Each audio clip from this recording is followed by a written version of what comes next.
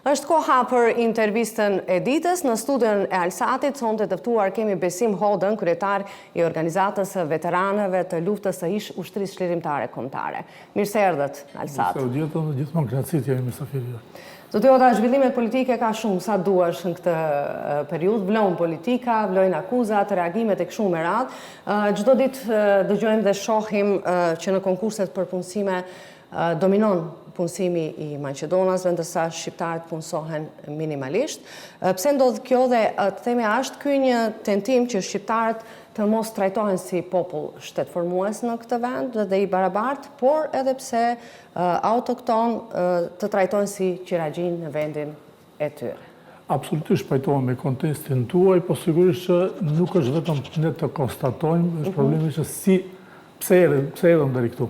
Ju dini që edhe gjatë kohës zgjedhjeve ne patëm zgjedhjet fillim presidenciale, pastaj parlamentare. Unë nga kjo studio kam bërë apel në mbarimin e zgjedhjeve presidenciale dhe kam thënë që është turp të ndërtohen bina dhe të proklamohen fitore të njërit apo tjetrit kandidat shqiptar, në vend që urgjentisht duke e ditur paraprakisht që VMRO-ja do të ketë këtë numër deputetësh parafarsistë, se ishte një fshehtësi do të thotë publike realisht, dhe të ullën dhe të bën një marrëveshje mes dy kampeve politike. Thashtat që përshëndetëm gjithmonë u krijuan përfundimisht dy kampe politike.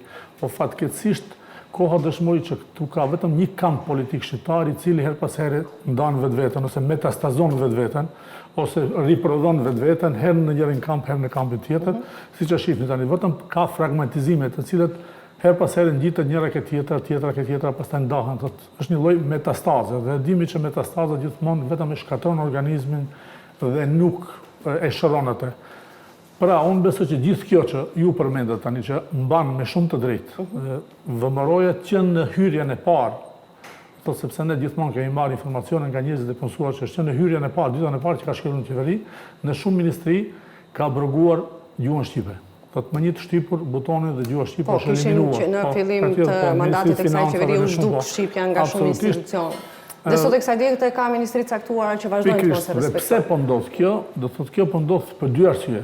Arsyeja e parë që 22 vjet shqiptarët u vënë gjumë nga subjekti politik, që në thojza gjithmonë thirret që është dalë nga lufta, duke harruar që gati lufta tani po i bën 25 vjet dhe lufta duhet të hyjë në histori dhe duhet trajtohet si çështje historike më dhe jo sot tek kësaj dite të vazhdohet të mielet ai kapital gjithkombëtar. Gjithmonë them që lufta ka qenë një kapital gjithkombëtar dhe askush nuk guxon ta përvetësoj, qoftë individualisht, qoftë edhe në forma grupacione politike. Për shkak se ne në luftë kemi dëshmuar nga gjitha trojet dhe askush nuk guxon në emër tyre të thirret në një kamp në përfaqësim politik.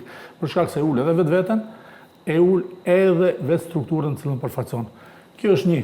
Shqiptarët u vënë gjumë duke bërtitur në mënyrë triumfaliste se ja shqiptarët po e marrin Maqedoninë. Kemi pasur deklarime nga zoti Ali Ahmeti që i munda 9 kryeministra dhe tani ky tjetri do haj që është ushqyer me keksa e tjetër, po ja që del ishte kalori i fushatës fundit zgjedhore. Ja pikërisht që nga ata show propagandat që bëshin vetëm për të qeshur njerëzit, thotë sot kemi po çaj që han keksa, sot po nxjerr nga puna shqiptarët. Duke mos haruar që kur do qoftë subjekt politik, qoftë po tjetë edhe BDI-ja në këtë kampë, nuk do e kishtë lehtë siç ka qenë 8 vjet të shkuara, për shkak se duhet mos harojmë që SDSM-ja ekskluzivisht ka pas 8 vjet pushtet fal votave shqiptarëve dhe mbështetjes shqiptarëve. Dhe nuk e lexuam asnjëherë atë që nga 2001 që këndej, gjithmonë fatkeqësisht them, pjesa e popullatës maqedone nuk kanë ndruar mentalitetin e votimit dhe gjithmonë kanë mbështetur VMRO-n si parti nacionaliste. Pikërisht them këtë. Dhe nëse vërejtet që në zgjedhjet që ishën, thotë VMRO-ja luajti me 2 karta. Karta e parë ishte arritja e 61-shit. Po, e kërkonte, ishte fjalor pak e ngjashëm me të Durrëckit. Një marrëveshje siç duket me Cervenkovskin, bllokun e brendshëm të SDSM-s me partinë Znam, e cila ishte varianti i dytë i krijimit të 61-shit dhe u arrit. Dhe shqiptarët në vend që të merren me këta, të kenë një marrëveshje paraprake politike, duke ditur që ka qenë proklamate të dy grupeve politike atëherë, që 6 muaj mbas zgjedhjeve, mbas konstituimit të qeverisë, do të ketë ndryshime kushtetuese. Po, do flasim edhe për ndryshimet kushtetuese, do ketë, po janë ndryshimet kushtetuese një vit pas. Nuk ka, por ka dhe zhvillime të tjera. Kishim heqjen e balancuesit dhe kemi po flasim për mos përfaqësimin e shqiptarëve në nivel duhur, pra përfaqësimin jo duhur të shqiptarëve. Dhe opozita shqiptare këtë zoti Hoda e quan si tentim për pezullimin apo suspendimin e marrëveshjes së Ohrit. A ka bazë ky qëndrim, sepse e thatë edhe ju, edhe opozita sotme, kur ka qenë në pushtet ka qaluar me përfaqësim? Shifne, realisht të me humbja, marrëveshja e Ohrit që në start 3 muaj mbas në shkrimit marrëveshjes së Ohrit, humbi forcën politike ose vetëm 2 adute kryesore që shqiptarët i fituan me luftën e 2001-shit. Kush ishin ata? Maqedonia me marrëveshjen origjinale më vjen keq që nuk e solla këtu, po sigurisht ju në arhivat tuaj mund ta gjeni, në marrëveshjen origjinale të shkruar në gjuhën anglishte, të nënshkruar në Ohër, shkruan që Maqedonia është shtet qytetar i gjithë qytetarëve që jetojnë në Maqedoni pa dallim kombësie dhe përkatësie fetare. Pra njësoj si Kosova. Dhe në kuadër të kësaj, 20% që kishte një arsyetim. Në moment që kjo preambull e shtetit u ndrua me insistimin fatkeqësisht të politikanëve atëherë që quheshin politikanë tredhur, që ishte iniciativa e Arbon Xhaferit, zoti Arbon Xhaferit ndjet. Mirë, po automatikisht askush nuk e arsyeton Ali Ahmetin, sepse në atë kohë Ali Ahmeti ishte ai që vendoste, që ishte vula e vendosjes së ndryshimeve. Ne atëherë, si pjesëtar dal nga lufta, kemi bërë shumë presion te partia tjetër PPD, me që kishte një marrëveshje mes BDI-s dhe PD-s atëherë, që mos nënshkruajnë këtë ndryshim se do jetë fatal për shqiptarët. Dhe realisht gjithë ky lëmsh tani që krijohet, sepse me atë preambull gjuha shqipe automatikisht është gjuhë zyrtare. Sepse aty shkruhet qartë që krahas gjuhës së shumicës së popullatës, edhe gjuha e popullit që përbën 20% është automatikisht gjuhë zyrtare. Mund të jetë gjuhë zyrtare, thotë që është përgjithësisht. Tani ndryshimi i kësaj preambulle ishte humbja numër 1 dhe humbja numër 2 që psuam. Të dy ishin 2 fitore të kryesorë të marrëveshjes. Dhe mos harrojmë që marrëveshja e Ohrit ishte një marrëveshje e cila siguronte paqen. Dhe jo që zgjidhte statusin juridiko-politik shqiptarëve. Do thotë marrëveshja e Ohrit u nënshkruar për të siguruar paqen dhe për një bashkëjetesë përbashkët në këtë shtet. Shqiptarët atëherë kur ishin më të fortë e pranuan këtë, me një 3 muaj mbrapa në tavolinë e humbën njërin dhe pastaj shumica e Badenterit e kthyen në komitet për marrëdhënien ndëretnike, i cili sot e kësaj dite ju sigurisht nuk mbani mend brenda këtyre 10 vjetëve që ka pas ndonjë seancë ky komitet, cilin si çdo shumë gjëra të tjera që kanë mbetur në harrese. Përmendëm dhe pak, po thonë që kemi edhe refuzim të fuqishëm institucional ndaj gjuhës shqipe, e përmendëm dhe këtë çështje ndaj përdorimit të saj gjuhës pra si zyrtare. Pse kemi kaq hezistim tek pala maqedonase ndaj statusit shqiptarëve? Ju thoni se VMRO fitoi shumë, po nuk do të thotë kjo që duhet të reagoj në këtë mënyrë. Unë gjithmonë do të ndroj mentalitetin e gjykimit veçanërisht politik shqiptarëve në Maqedoni. Ne nuk duhet të sillemi asnjëherë që këta na marrin dhe këta duhet na japin.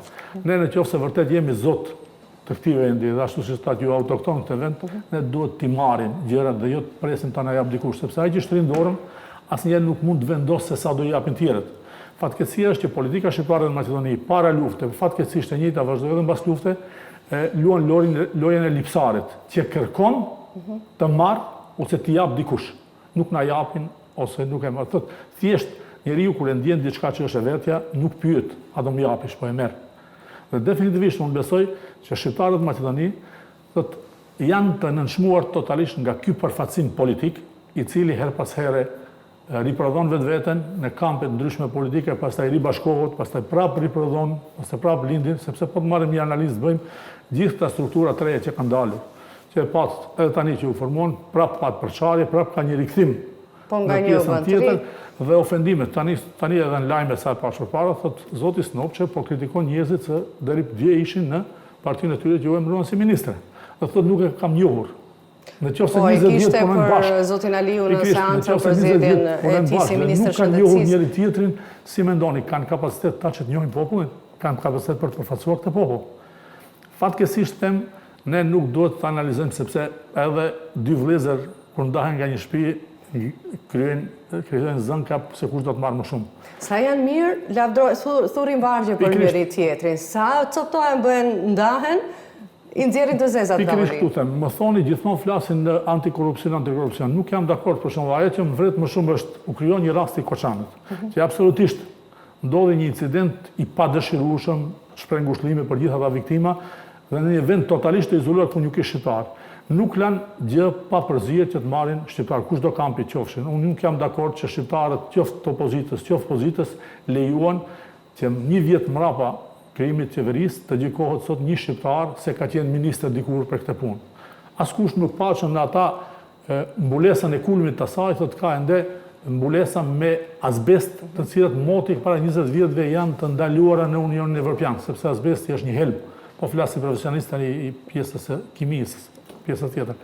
Dhe tendenca e tolerimit që për në çdo faj kujdestar në këtë shtet janë shqiptarët, është shumë e ulur nga vetë përfaqësuesit qeveritar që ishin. Këta u dash dalin dhe t'i mbrojnë shqiptarët dhe duhesh të japin llogari gjithë ata institucionet të cilët janë pjesë e vendit atje dhe që janë duke nisur nga Ministri i Punëve të Brendshme e me radhë. Dhe që mendoni se nuk e kanë bërë këtë? Se kanë bërë sepse mendojnë në zgjedhjet, mendojnë që të fitojnë zgjedhjet, sepse kanë frikë nga revolta që mund të krijohet brenda për brenda vetë popullatës. Dhe kjo që po bëjnë ata, punësimet e kjo radhë nuk është gjë tjetër, është vetëm shfryrja ende më shumë në kartat nacionaliste, duke e ditur që kjo kartë ecë te pala Maqedoni për të marrë vota. Dhe kush është fajtor për këtë? E dini Arta, ju jeni vetë dëshmitar. Sa herë kemi thënë në studio që duhet të gjykohen të gjithë funksionarët e lartë të cilët kanë ofenduar shqiptarët në baza etnike. Ka qenë Gordana Jankullovska, ka qenë Kanë qenë shumë të, po nuk është se ka pasur ndonjë pasojë ndaj tyre. Të gjithë këta, pikërisht, të gjithë këta janë dënuar për korrupsion. Çka u intereson shqiptarëve, kjo është shumë pak e vogël. Është mirë që gjykohen edhe për korrupsion. Mirë, po ata kanë bërë keqpërdorim detyrë zyrtare. Kemi në inqizimi ku ata shqiptarët e quajnë indian. Publikisht nga pozicioni i ministrit të Brendshme. Dhe tani pse mos e bën një ministër si Stojkoviçi e dikush tjetër prapë të ofendoj kur e di që nuk e kanë pasojë. Sikur shqiptarët ishin ngrit dhe të ishin dënuar 20 vjet, 15 vjet për keqpërdorim detyrë zyrtare. Ishte ofendimi i Radhës ishte në paralajmërim i Radhës i Stojkoviçit, ku tha se nuk ka guxuar drejtori i inspektoratit të flasë në gjuhën shqipe në kuvend dhe për këtë jam 99% se do shkarkohet në seancën e Radhës. Pikërisht, do thotë këta fitojnë poena politik duke ofenduar shqiptarët. Dhe ne kunjëherë nuk ram dakord që këta njerëz, të cilët bartën pozicione publike, paguhen nga paratë e shqiptarëve, ofendojnë publikisht popullatën e vetë dhe konkretisht thirrën në gjenocid. Ju e keni parë se ka pas një bisedë telefonike mes Gordana Jankullovskës dhe Sasha Mjelkovit, ku është bërtitur të i pastrojmë një herë për gjithmonë me këta. Për të kuptuar që kjo është e njëjta politikë, po ju them vetëm diçka. Askush nuk analizon se po merret një kredi nga një shtet, siç është Hungaria. Ka shteti po zhytet në borxhe? Jo, merret një kredi nga një shtet siç është Hungaria, e cila për momentin nuk lejon ekstradimin e kryeministrit, e njeriu numër 1, i cili akuzohet nga ky shtet. Më thoni, këtu nuk ka një vijë bashkëpunimi mes ish kryeministrit përparshëm dhe kësaj qeverie. Të llogaritni një shtet i cili thën edhe rregullat edhe ligjet ndërkombëtare dhe nuk e dorëzon një kryeministër që është nën akuzë për vjedhje, për manipulim, për ofendim publik ndaj shqiptarëve, për keqpërdorim bashkë me BDI-n brenda 10 vjetëve, dhe nga i njëjti shtet, Maqedonia është e quajnë shtet shumë mik dhe jep një bashkëpunimi madje thellon bashkëpunim. Kush mund të garantoj këtu se ata parat mund të jenë paratë e Gruevskit, i cili po investon në Maqedoni. Dhe shqiptarët po hyn në borxhli pikërisht me paratë atyne. Dhe po të analizojmë se kanë folur me shumë ekonomistë në të drejtim, po të analizojmë se sa nga 250 milion euro që janë darë për kredi firma të vogla dhe të mëdha dhe mesataret në Maqedoni, e dini sa është ndarë në Kosovar? 500.000 euro, nga 250 milion euro. Po aq janë ndarë në Tetov. Dhe koncentrimi kryesor gjithë këtyre mjeteve ka shkuar në pjesën lindore të Maqedonisë. Që do të thotë se nuk është vetëm te punësimi problemi, është edhe te buxheti problemi dhe gjithçka është te buxheti. Dhe gjithë kjo mjegull që tani po na mbajnë neve me punësime këta, ne do të kuptojmë një herë që marrëveshja jote absolutisht po ndodh kjo është një mbi sundim politik ndaj shqiptarëve dhe shumë e dhimbshme kjo që po ndodh fatkeqësisht. Po, realisht pse po ndodhin këta? Për shkak se ne rrogat më të mëdha në këtë shtet i kanë gjykatësit.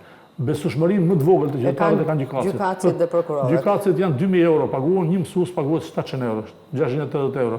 Llogaritni tani nga ku dalin gjykatësit dhe sa paguhen ata dhe në pjesa më e pabesueshme në shtet. Ne kemi shtetin më të korruptuar për shkak të atyre gjykatëve që nuk gjykojnë drejt. Dhe dalin në televizion qoftë partitë politike shqiptare, qoftë Maqedoni, gjyqësia është e pavarur. Ne sot kemi në burg, ju e dini sa shqiptar pikërisht, kush i zgjedh ta? Prokuror, gjykatës, i zgjedh Kuvendi i Maqedonisë. Absolutisht nuk mban kjo. Po pse po ndodh? Është një mishmash i marrëveshjes mes politikanëve dhe gjyqësorit, i cili po i mban peng Maqedoninë komplet, si pasojë, nëse politika mbisundohet këta vitet e fundit nga politikanët maqedonë, shqiptarët janë...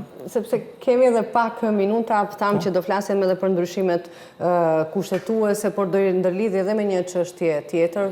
Tham që ndryshimet nuk janë duke ndodhur, u paralajmëruar 6 muaj, por kaloi edhe një vit, nuk ka asnjë lëvizje. Madje ka betonim edhe më të madh se me këto kushte nuk do ketë ndryshime kushtetuese. Partit, apo më mirë thënë koalicioni qeverisës, se ka harruar në një farë forma atë premtimin që e bënte para zgjedhjeve se ndryshimet do të bëhen më njëherë në 6 muajt e parë. Tani më as që bëhet temë debatit të çështje.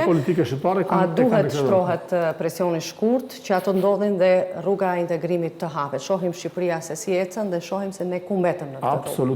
Absolutisht, dhe ka pas një premtim publik ndaj të dy kampeve politike shqiptare, që them fatkeqësisht, siç duket janë një dhe vetëm po metastazojnë dhe po riprodhojnë njëra tjetrën, që prioritet i 6 muajve të parë do jenë ndryshimet kushtetuese. Prandaj mungesa e një marrëveshje paraprake mes kampit politik shqiptar, që pavarësisht kush do jetë pjesë e pushtetit, nëse 2-3 pika që janë kyçe për shqiptarët e Maqedonisë nuk realizohen në fat kohor të kufizuar, duhet subjekti politik që përfaqëson shqiptarët në këtë qeveri të jap dorëheqje, me kusht që subjekti tjetër nuk do bëhet pjesë e qeverisë brenda kësaj pune, dhe duhet të krijon krizë politike. Unë mendoj që ju e thatë, në fillim partitë shqiptare nuk arritën të bëhen bashkë, kur u pas se VMRO u rikthye edhe më fuqishëm se sa ishte në mandatin para prak, po a mendoni se tani duhet të ulen partitë shqiptare në një tryezë të përbashkët dhe të diskutojnë për të drejtat e shqiptarëve, sepse janë fituar me luftë, thatë dhe ju, dhe nuk mund të zhbëhen në paqë? Absolutisht, është jo momenti fundit. Unë them, habitem seriozisht se si nuk arritën të kuptojnë dhe të lexojnë këta rezultate që paraprakisht shiheshin në ajër, si do të ndodhin. Prandaj them, e mbani mend humbin kohë duke manifestuar se fitoi Bujar Osmani, si njëra si pala tjetër. Debati shkoi gjatë muaj, shkoi kush jo unë fitova, jo ti fitove. Nuk humbin gjë, se do jenë prapasht tani. E shihni që po akuzojnë njëri tjetrin. Tani, akuzuan paraprakisht, shanë, ofenduan, unë nuk kuptoj se ku është morali politik. Dhe në moment ku një politikan e humb moralin personal të përfaqësimit, ai nuk mund të përfaqësojë një popull. Dhe a mund të presim një takim që ata tulen vërtet bashkë për drejtat e shqiptarëve, thash janë fituar me luftë, nuk mund të humben bashkë? Ne kemi bërë absolutisht apel dhe po bëjmë apel tani. Janë momentet e fundit, nëse pak u kanë bet, do të them shqip, pak burni u kanë bet në atë që po flasin brenda këtyre 25 vjetëve. Them, let lënë UÇK-n rahat dhe nuk kënaqen shqiptarët duke manifestuar. UÇK-ja brenda një viti do të jetë pjesë e historisë, do të mësohet nëpër libra. Lejoni që familjet e dëshmorëve të kënaqen kur fëmijët e tyre ose niprit e tyre do të lexojnë për gjyshrit e tyre se si e kanë mbrojt me jetë këtë tokë. Dhe mos thithni gjakun e atyre djemve që pa hile dhanë gjithçka për këtë tokë, duke u thirrur dhe ose duke u pozicionuar politikisht, që brenda kësaj kohe asgjë nuk ka bërë. UÇK-ja e bëri punën e vet dhe politikisht njerëzit që përfaqësojnë UÇK-n apo që thirrën e MTSH-s nuk e kanë bërë detyrën e vet. Dhe prandaj, nëse u kanë bërë pak moral në këtë vijë, duhet urgjentisht të ulen dhe të merren vesh për të ndërtuar një strategji të përbashkët. Përndryshe, çdo vazhdim i tyre në politik është vetëm një turp dhe nënçmim për këtë popullat e cila sa herë që ka pas nevojë ky kombi ka dhënë gjithçka dhe asnjëherë nuk ka marrë atë që ka merituar. Për fund, shkurt, se vërtet e te kaluam, kohën çfarë duhet bëjë shoqëria që është jashtë partive politike? Unë besoj që shoqëria ka kuptuar që ka një nënçmim real të përfaqësimit. Njerëzit të cilët thash metastazojnë dhe mbrojnë sa herë që kanë nevojë njëri tjetrin, duke ndruar kampet politike, thotë kanë kuptuar këtë mentalitet dhe unë po bëj një apel publik që njerëzit të fillojnë të ndërgjegjësohen dhe të gjejnë një alternativë, sigurisht tjetër, në mungesë të një alternative, nëse nuk do të kemi një bashkim fortë. Çfarë do thotë kjo, zoti Jota, sikur paralajmëron një lëvizje parti, sepse këto janë dy kampet momentalisht, këto janë. Absolutisht që po. Ne nuk mund të jemi sehirgji në ndërtimin e fateve të fëmijëve tanë, sehirgji në shkeljen mbi gjakun e shokëve tanë, sehirgji në shkeljen edhe mbi monumente që vetë kanë ndërtuar dhe e keni parë sot përdosën, sepse nuk ka asnjë përkujdes institucionale.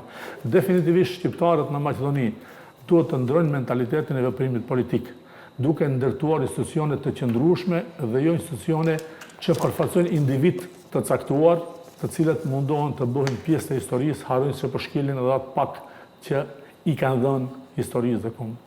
Unë ju falenderit shumë që sonte ishit në Alsat. Kënaqësi, si gjithmonë, uroj që të kemi një përfaqësim real që definitivisht në kokat e përfaqësuesve të themi politik shqiptar që deri tani kanë përfaqësuar vetëm vetveten se mjafton vetëm të shohim një historik të shkurt se ku ishin kur hytën politik dhe ku janë tani në aspektin e pasurive personale dhe definitivisht të ulen dhe të lajnë vetveten, të lajnë borxhin ndaj vetes dhe kësaj popullate për të përfaqësuar densisht. Faleminderit edhe një herë. Kënaqësi, faleminderit.